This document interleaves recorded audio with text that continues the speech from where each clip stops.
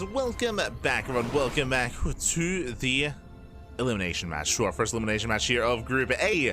We're here to determine the first player to be eliminated from the group stage, and also the first player to make it through into the, I should say the second player to make it through into the title match to face off against Mana. Here we go. We're spawning in the bottom left-hand corner of ley lines. We have our Polish Protoss player. We have the blue Protoss representing Offside Esports. It is Krystianer. And spawning in the top right-hand corner, we have the red Zerg player, the Polish Zerg. It is Trifax. And if you're in the chat, you know what time it is. It is Gamba time. Predictions are open. Place your bets on who you think will claim the series. Best of luck in the chat.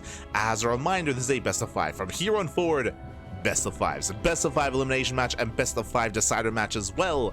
So we're going to have a longer series, longer matches here, to make sure that the best of the best do make it through into the playoffs. Let's go. As this is going to be their last chance, their last lives here for our players. Again, congratulations to a Laser for being the first player to make it through into said playoffs.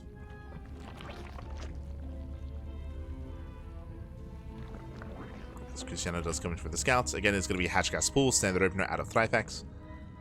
And Krystianer just going for the gate expand. Calming down.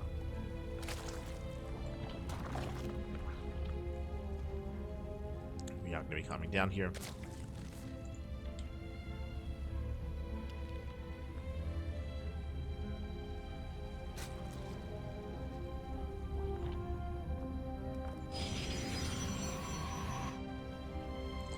And from here, Krystianer, he does have a unique, I would say a bit of a more unique playstyle here when it comes to PvZ. He's very mid-game oriented. He has embraced that Archon drop style in the early and the mass Archon Immortal style for quite some time.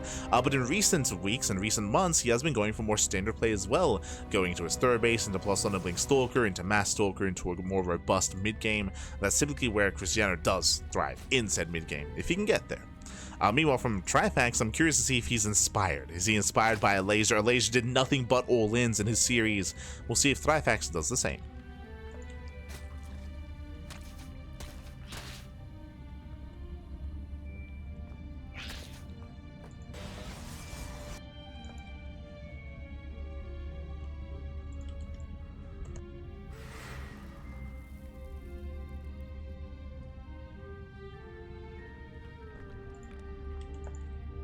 As this is going to be the initial Stargate open out to Krystianer. Likewise, Trifax setting up back at home. Hatchgas Pool, third base. He's droning up from here. He is saturating.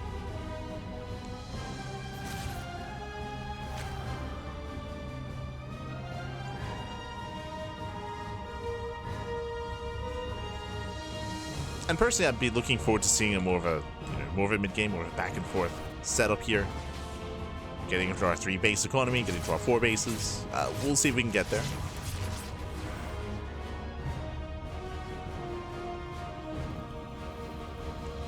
Oh, as that's going to be an early Twilight Council. That is a Twilight Council before expansion.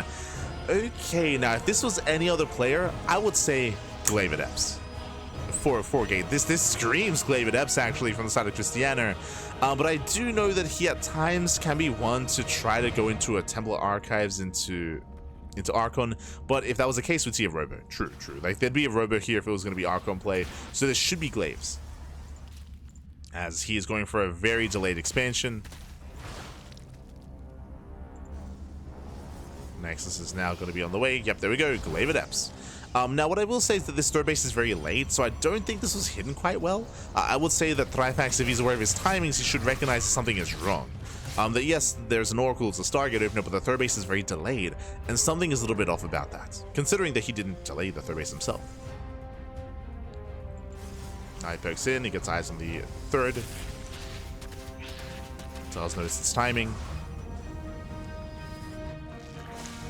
Going for his own Roach Warren. Okay, so he's going to have safety Roaches to defend. He's got a couple of Lings on the way, taking up into a lair. He's droning. Yeah, from here he's droning, he's saturating. Trifax, he is currently none the wiser, and so far he's just saturating on 3 bases. We got the first wave of Adepts. Again, these are just 5 Adepts. This is standard. Like, this is no big surprise. Adepts are moving in. They threaten the shade. And they trade well. They get a drone. They trade all against the Zerglings. They head into the mineral line. And behind this, Krystianer should be banking adepts. So he shades away. Speaking of, we're still waiting there. We go, the adepts are now warping in. We're just warping in straight here at the third. We're not hiding anything. Okay, now it's go time. And if Trifax makes no roaches, then the game can just end. Speaking of, stays trapped in the natural. Roach Warren is done. Trifax is joining. He doesn't know. Trifax doesn't know. He's not aware. Adepts, they have arrived. And Krystianer, he's here to end the game. He's here to end it. We have mass adept shading in. Now we respond with roaches, but these are so late. Yeah, delayed roach production. Adepts, they bust into the natural. Drone's going to be going down. Oh, God, brutal damage. Getting up to 10, getting up to 13 workers. Shades into the main base, catching out even more, and this is a critical damage. This is game-ending damage. 29-30 drone kills. And unfortunately, Trifax, again, he was just not aware of what was happening. He didn't rescout into the main base. He didn't reconfirm what was going on. Didn't check with his lings either at the third. And with that, he got caught droning. He got caught droning. He got caught what? The pants were down. The pants were down. Oh, no. Zerglings are overwhelming. So Zerglings or Adepts are overwhelming. Okay, so it's 4 AM. A GG gets called. That's going to be 10 more. That's going to be 40 drone kills. And Krystianer will take game number 1. GG. GG, well played. Again, a solid solid execution there from Krystianer. I will say that, again, I do feel like it was the third base was a little bit later, so it was a little bit more obvious that something a little bit off was on when it comes to Krystianer's build. Unfortunately, we saw that Trifax, he never went for a rescout into the main with an Overlord to confirm, or he never checked with his Zerglings what was being reinforced across the map. That would have told him to make roaches. That would have told him to wall off on 2 bases as well. Like, there would have been signs there to react a little bit harder and faster to what was happening. Unfortunately, Trifax, he had no scouting across the map. He had no Overlords or Zerglings to confirm what was happening, so he was playing blind. He was playing blind. And with that, GG, well played. With that, we're getting into game number 2.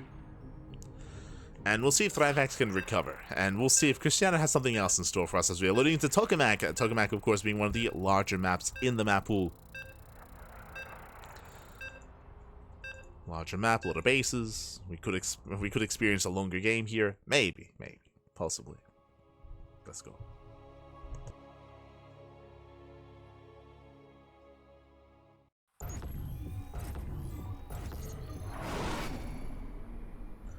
As spawning in the top right-hand corner, here of Tokamak, we have the Polish Zerg player down in the series. We'll see if he can bounce back. We'll see if he can recover and make a series out of this.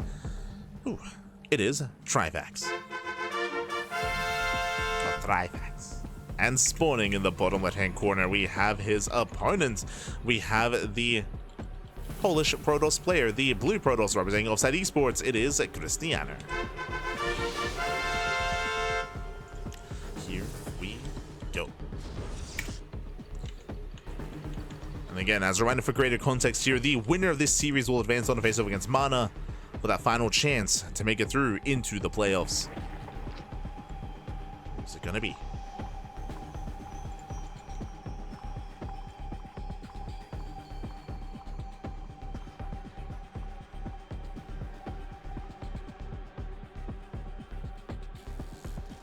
So we have initial probe scouts. Hatchery has already been placed. Again, it's going to be a standard hatch gas pool opener out of Trifax. And we'll see if Krystianer is going to be cheeky once again. I will say that going into Glaive Adepts in such a manner is going to be weaker on this map just because of the time it takes to get across the map and just because of how much more defendable the bases are as well. So we're expecting something a little bit different this time.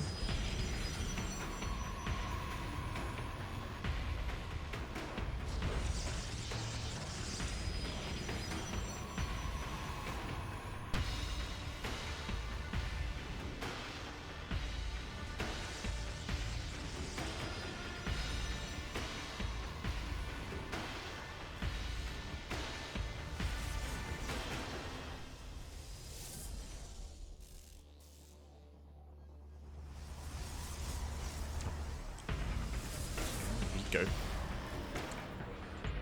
So far we have our initial setup, our initial opener. And nothing too crazy. We do see Trifax, he pulls out of gas, so he's not rushing into an early lair, not rushing into early tech.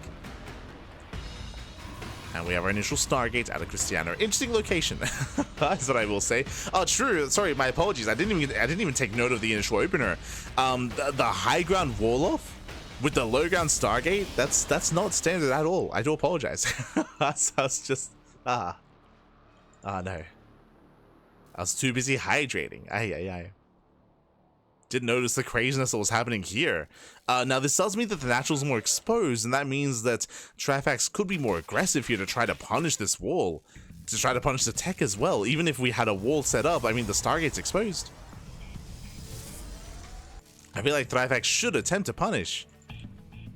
But for now, he has no gas income. The Oracle's on the way.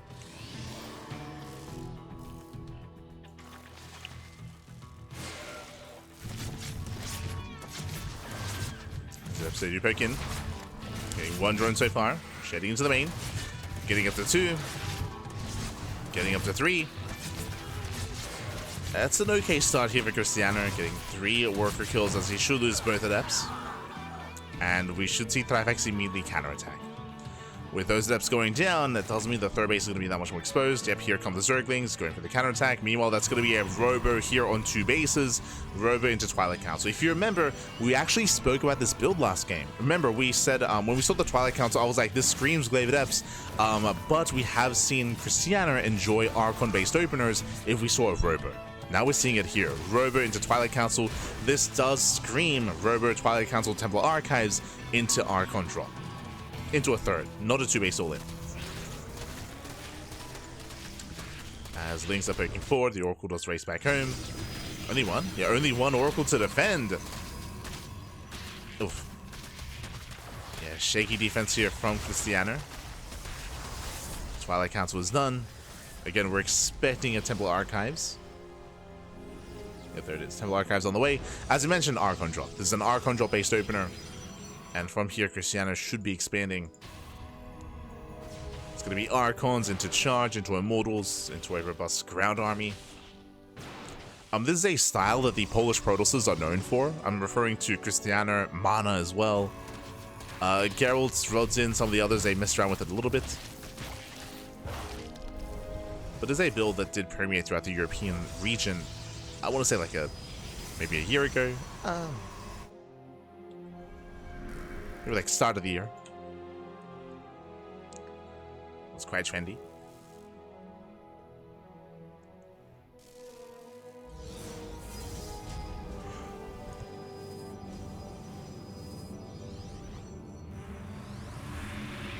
So here we go. The Archons are morphing in. And again, the goal here is to hunt down Overlords, deny creep, threaten mineral lines, and potentially even catch a queen. But it's an economic build. Like, the goal here is to expand and build up. So the queen is getting very low. Queen is getting low so far. 4 drone kills, getting to 5. 5 drones going down. Ooh, queen as well. Prism takes a lot of hits, but the Prism will get away. And Krystianer gets out. Oh! Does get out, does pull away. Despite that, though, still 7 drone kills. Nice damage.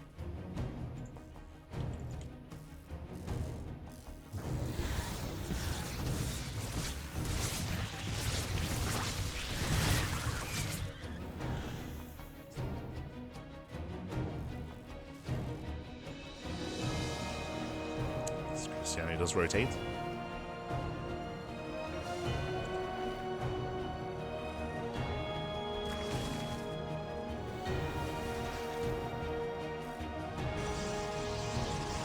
Does rotate over, gets eyes on the 4th. Shouldn't force a cancel as roaches are on the way. It's gonna be close though. Uh oh. It's gonna be close. One more volley. Oh my, that's a kill. No, that's a kill, not a cancel. Prism gets out. Stations wrap into the mineral line. Trifax, late to react as well. And Krystianer just having his way with Trifax, and behind this, he's getting ready for his push. We spoke about it, right? This build is designed to get into 3-base saturation, into Immortals, into Archons. Does he have Storm? No Storm. Okay, no Storm. Just charged out Archon Immortal. And now here comes a death blow of an army. Here comes the main push. And this may just kill. This may straight up just kill his opponent. It's just been a really rough game here for Trifax. The Queens are caught out. Yeah, we got the slow lots coming in. Again, you don't need charge. No, when you have an army like this, the charge is about to finish.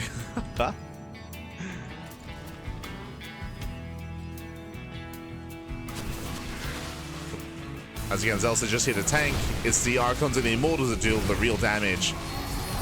Yeah, looking now the Queens. Brutal force fields. Archons pushing in, getting on top of the Ravagers as well. The Immortals that wakes on DPS here on the hatchery. They have to push forward. As the first Archon is started down. Nice pick off there by Trifax. Again, Krystianer has to bring everything together. He's spreading himself a little bit thin. But there we go. Does consolidate. And with that, he does lock down the main army. Catching out all these roaches. More Warpins coming in. One of the Archons may go down. And now we can just focus here on the main force, on the main bases.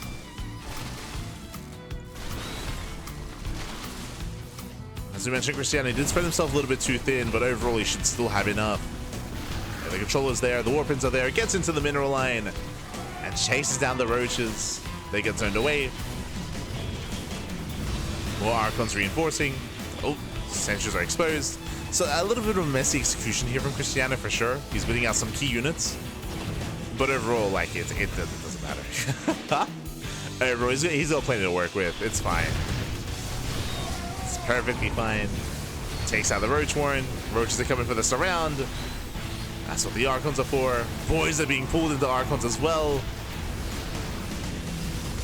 And Brutal and GG gets called. Krystianer, he will overwhelm, and Krystianer, he takes game number 2. Extending his lead, and he is now 1 game away from claiming the series. GG.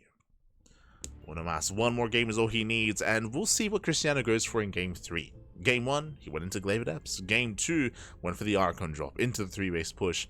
Game 3, what's it gonna be? What's it gonna be? Do we see a standard game out of Krystianer, or do we see something a little bit different? That's right, jumping into game number 3. Oh boy.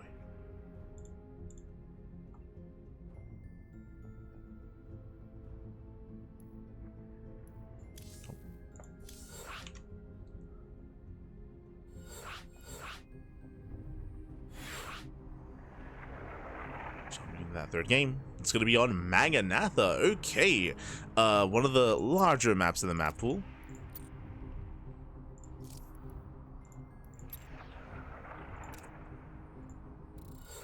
Here we go. I say one of the largest map in the map pool here, and this might be the best chance for Trifax to have a bit of a more stable start to the game, to get into a more comfortable mid game. This might be, I say this might be it. Tokamak would have been it, really. Like, Tokamak would have been the map for that. Here, the bases are a little bit more spread out, so we'll see. We'll see how Trifax can hold his own. We'll see if he can. We'll see if he can make a series out of this. For the most part, he has been the punching bag here for Krystianer in both games, and we'll see if he can bring it back here. And again, get some inspiration from a laser, and just send it back. Just send it. Let's go. Spawning in the top left-hand corner of Maganatha, we have the Polish Protoss player. We have the blue Protoss representing Offside Esports, leading the series 2-0. It is Krystianer. And spawning in the bottom right-hand corner, we have as opponent, we have the red Zerg player, the Polish Zerg, down heavily in the series. He has to fight back here and now to have a chance at making a series out of this and advancing to the next match. It is Trifax. Oh, hello. As we are moving out with a hatch block. I say that when hatch first back at home. Okay, so but he does have the drone. He's in position. He can delay the expansion. Once again, Krystianer with the high ground setup. Very peculiar. Setting up on the high grounds. We saw this in the last game as well.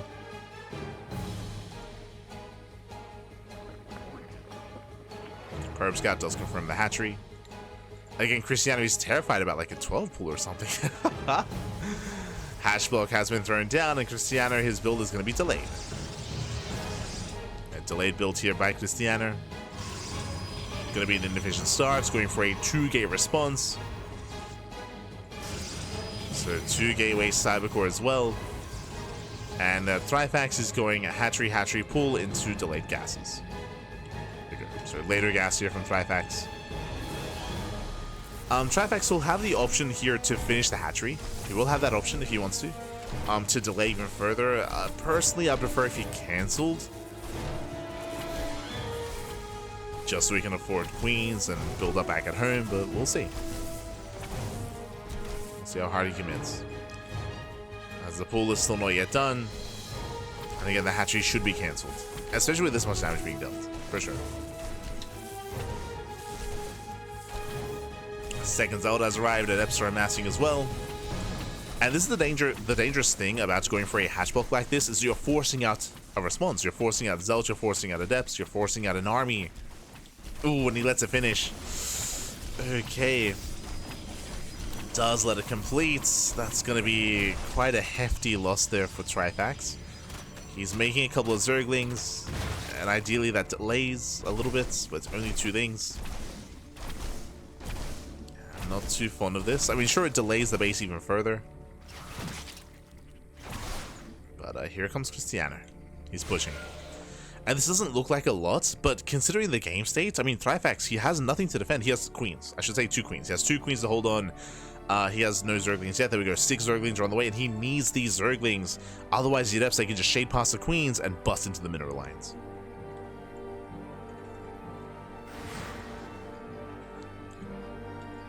As Adepts, they poke in.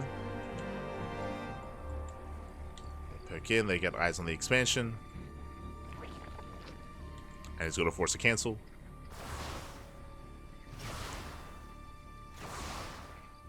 Okay, there's no saving this. The base is going to be denied. Ooh, there's a cancel. Now we have 2 more reinforcing Adepts. There are 10 Zerglings to defend. Remember, there's no link speed. They're getting to the mineral line. 1 drone goes down. Ooh, catches a queen. Oh, good. Yeah, queen falls. Lings, they try to engage. Adepts, they trade well. Trade very well for themselves. Oracle pokes forward. Adepts, they shade into the main. More drones going down. This is getting out of hand. It's getting very much so getting out of hand at this point. Okay, thankfully we have some more lurking reinforcements. Adepts, they shade down. Oh god, no!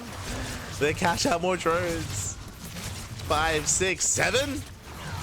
7. He gets it. 7 drones. 7 drone kills. The Oracle checks for a 3rd base. There's still no 3rd. There's no spore. There's no spore. Another queen goes down.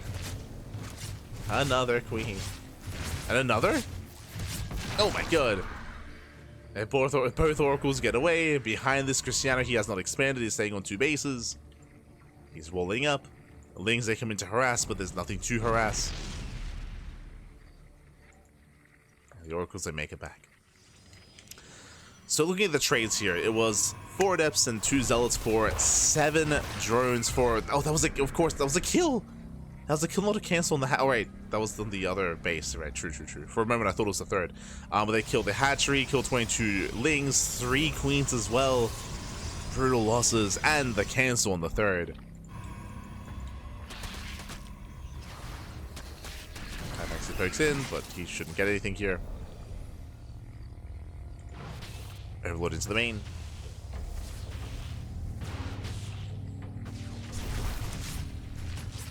Oracle gets 1 more drone.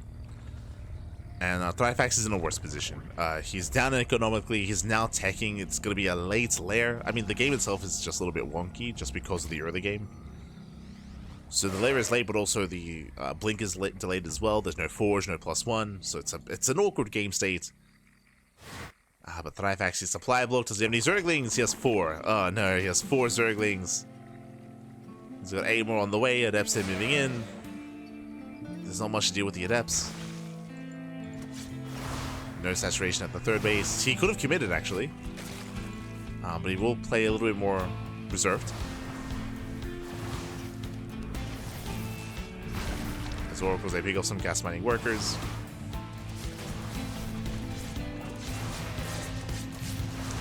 No transfuse. Yeah, there's no energy. Another queen goes down. Another queen falls. Shades into the natural. 7, 8 drone kills. Zerg players, look away, papi, look away. This is not safe for Zerg. It's not safe. Get out of here. As Trifax, at this point, he has to be all in. Like, he's lost far too much already. There's no recovering from this. He's going for a Ling Hydra. But Krystianer's already pushing. Trifax doesn't have the economy to sustain. Yeah, GG gets called. The writing is on the wall. There's no defending this. And Krystianer, he will run away with it, claiming the series 3-0 and advancing on to the decider match. GG. GG, well played. Congratulations, Krystianer. He did come in as a favorite player here. I was hoping that Trifax could pose a threat and could make a series out of this, but unfortunately he had a really hard time keeping up with the aggression of Krystianer. Just a hyper aggressive style out of Krystianer in both game 1 and game 2.